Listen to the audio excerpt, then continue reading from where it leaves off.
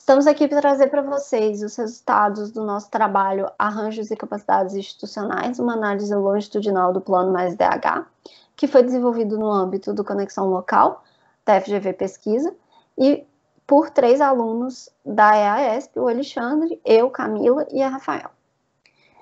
Nessa apresentação, eu vou trazer para vocês o contexto e os objetivos do trabalho, o referencial teórico por nós utilizado, os métodos, os resultados e as nossas conclusões. O objetivo desse estudo foi identificar e analisar o arranjo institucional do Plano Mais DH, que é uma política pública do governo do estado do Maranhão, e as suas variações ao longo das gestões do governador Flávio Dino. A gente também tinha como objetivo investigar se o arranjo institucional do Plano Mais DH ele desenvolveu capacidades institucionais no estado do Maranhão.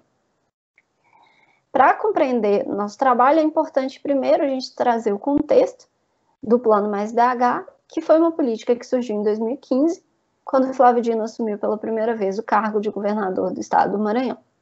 Essa política foi uma resposta à contradição entre o crescimento econômico recente do estado do Maranhão e a permanência deste nas piores posições no ranking de desenvolvimento humano dos estados brasileiros.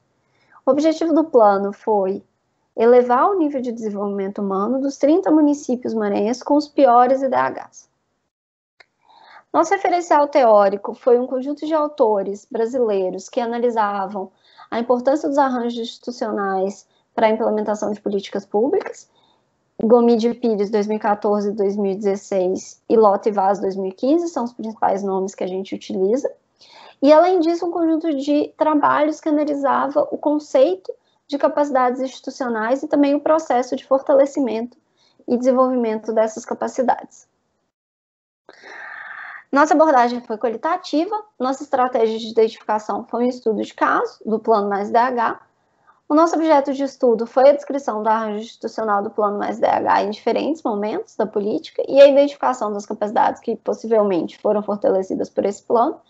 Nós coletamos dados através de entrevistas com gestores, leitura e análise de documentos, e a análise de dados teve como objetivo, por um lado, descrever o arranjo, e entender e explicar as mudanças que aconteceram nesse arranjo, e, por outro, analisar o fortalecimento de capacidades.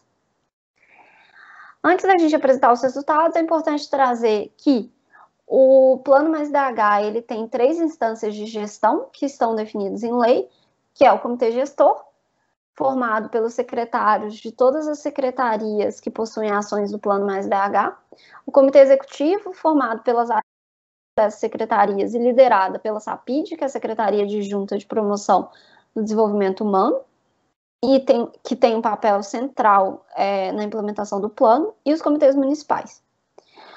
Um dos nossos principais resultados está nos próximos 2 slides.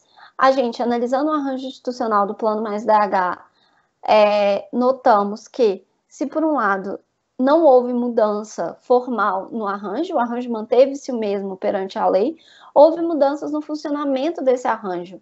E a gente, a partir da análise dessa mudança, definimos 2 fases. Uma primeira fase em 2015 e 2017, e uma segunda fase começa a se desenvolver a partir de 2018 e ainda está em desenvolvimento.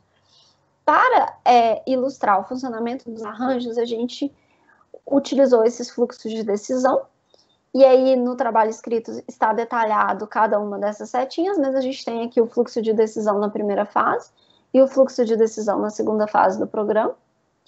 O que a gente notou? Que na primeira fase havia um protagonismo maior da SAPID, e na segunda fase a SAPID, por um lado, perde esse protagonismo, e o próprio governador Flávio Dino centraliza mais as decisões quanto à implementação do programa. É importante dizer que, na primeira fase, havia um protagonismo grande da SAPID, inclusive como gatekeeper em relação ao comitê gestor, do qual o governador fazia parte. Na segunda fase, o próprio comitê gestor perde a importância e as decisões são muito mais centralizadas na mão do governador, como já dito, e a SAPID se torna muito mais um órgão de monitoramento da implementação do plano. O que explica essa mudança? Bem, a gente identificou 2 fatores, por um lado, a diminuição do orçamento para as ações do Mais DH, consequência clara da crise econômica e também das mudanças na relação entre o Estado do Maranhão e o governo federal, e, por outro, a diminuição das ações do plano e a inexistência de novos projetos, que fez com que a gestão do plano se tornasse mais burocrática, houvesse menor necessidade de alinhamento constante com um grande número de atores, e, por outro, mais estratégica, já que haviam menos recursos para serem implantados, então aqueles recursos que fossem, de fato, serem utilizados, precisavam ser utilizados de forma muito estratégica. Quanto ao desenvolvimento e fortalecimento de capacidades, a gente notou indícios de fortalecimento de capacidades técnico-administrativas e políticos relacionais, utilizando aí os conceitos de Gomide e Pires.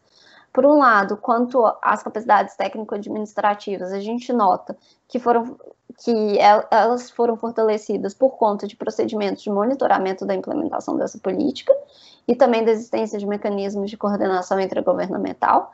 Já quanto às políticas relacionais, a gente entende que elas podem ter sido fortalecidas por conta dos mecanismos de participação social, com ênfase especial aos comitês municipais. Quanto às capacidades intangíveis, a gente também percebe que elas foram desenvolvidas. Aí a gente destaca, por um lado, a capacidade de diálogo com os múltiplos atores envolvidos no plano, e, por outro, a força e a importância do monitoramento no plano mais DH. De forma geral, a gente nota que no âmbito municipal, o desenvolvimento e fortalecimento dessas capacidades foi tímido e que ele ocorreu, a nossa hipótese é que ele ocorre mais fortemente no nível estadual. Nosso trabalho pode ser resumido como uma análise do arranjo institucional do Plano Mais DH e das capacidades desenvolvidas no âmbito desse plano, a partir de uma investigação baseada em entrevistas e em análise documental. A gente entende que o nosso trabalho tem 3 contribuições principais. Aponta para a relevância da análise dos arranjos institucionais no estudo da implementação de políticas públicas e também no estudo do fortalecimento de capacidades, sejam institucionais ou estatais. Por outro, a gente entende que nosso trabalho é mais uma evidência da importância de analisar como que mudanças no contexto nacional podem afetar substancialmente políticas estaduais.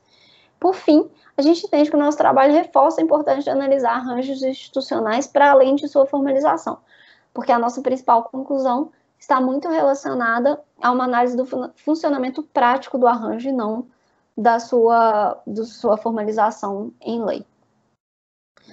Como futuros estudos, a gente entende que é preciso continuar o processo de entrevistas dos gestores e, se possível, realizar um trabalho de campo presencial, que não ocorreu no ano de 2020 por conta da pandemia do Covid-19.